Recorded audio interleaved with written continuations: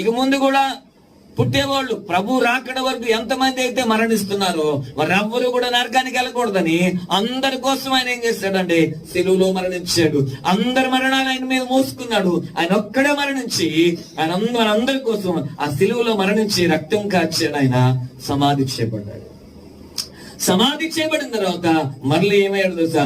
తిరిగి మళ్ళీ 3వ రోజులు ఇచ్చాడు. స్తోత్రం చెప్పండి. ఇప్పుడు ఆలోచన చేయాల్సిన విషయం ఏంటంటే, ఆయన తిరిగి లేచి ఏం చేశాడు తెలుసా? మళ్ళీ పర్లో ఎక్కడికైతే వచ్చాడో, ఎక్కడి నుంచి అయితే వచ్చాడో అక్కడికి వెళ్ళిపోయాడు. ఈరోజు నువ్వు నేను అంతే. మనం ఎక్కడి నుంచి వచ్చామో తెలుసా? దేవుని దగ్గర నుంచి వచ్చాం. మళ్ళీ అక్కడికి వెళ్ళాలి.